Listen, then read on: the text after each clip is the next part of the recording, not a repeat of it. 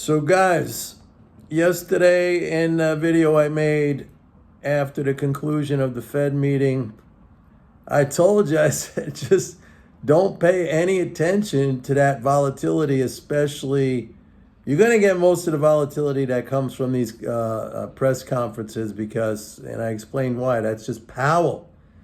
I mean, Powell has an inability, or I should say a great ability to communicate if he wants to thrash the market around. Maybe that was his intention. I don't know. But I compared him to the inscrutable Alan Greenspan, who nobody really understood what he was saying every time he spoke. The guy had a very unique ability to do that. But I said, the market dropped 500 points. I said, it's going to be reversed.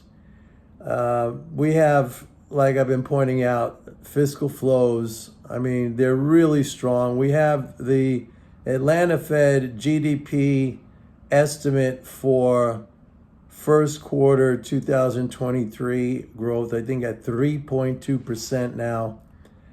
I mean, remember all the predictions of recession at the end of 2021 in the fourth quarter? Like every single economist, not me, you can go back and you could watch my videos. I'm saying you're not going to get a recession with these flows.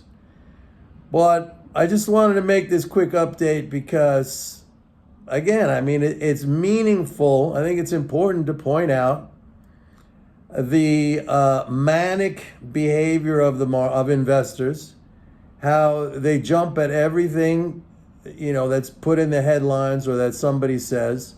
It's all viewed through the lens of monetarism. I don't even know, I didn't listen to the press conference. I never do, and I don't really even pay attention. As you know, I've said many times I hardly ever pay attention to the Fed meetings. In my mind, they're meaningless. Monetary policy equates to a price change, which is basically a redistribution of income in the economy. The money doesn't fly out into outer space. And then you just have to be a little bit savvy or knowledgeable about where the flows are going to go. But the big picture is that, the money stays in the swimming pool. And actually, in a rate increase scenario, you're literally filling up the swimming pool more because the government is a net payer of interest. So as interest rates rise, and we see that now. I mean, we're up I think I report this every week. I know it's in my report. We're up 120 billion already over last year. And what are we October, November, December, January, February, March? We're halfway into the fiscal year. We have another. So we could end up near, 240, maybe 300 billion. And that doesn't even count the 300 billion that the banks are going to get from the Fed as interest on reserves. So, I don't pay any attention to these things. I mean, if you get all strung out and freaked out,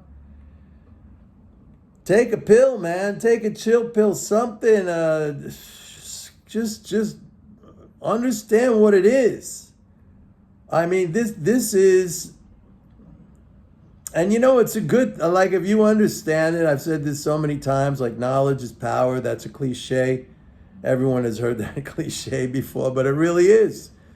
And if you understand behavior and how, these people are like Pavlov's dogs, when they hear the bell ring, they're salivating or doing something based on what somebody at the Fed says. So I just want to point out, market's back up today. It can drop back down again. Look, we still have the April 15th, I think it's April 18th this year, that tax drain. But I've been saying that, we didn't even feel the March small business tax drain. The flows now are really strong. And hopefully the April 15th drain won't have that large a negative effect as it did last year when, that was when the Fed was first starting to raise interest rates. And yes, there was an actual negative impact from that based on, when those first rate increases they discount the prices. They tend to discount the prices of financial assets. So that was going on at the same time that we had the tax train. But maybe this April is not going to be that bad. I do anticipate it pulling back. I do anticipate the dollar popping back up a little bit when that happens. But then at the rate these spending flows are going, I think the trend is clear. And I said the other day, you got to buy gold, right? I said that dip was a gift. We're up. I mean, I'm telling you all these things. The only thing, again, that we got to pay attention to is that darn debt ceiling. I mean, they gotta figure something out. We're not that far away. All right? That's kind of like a doomsday scenario. So stay tuned. I'll see you guys later. Bye.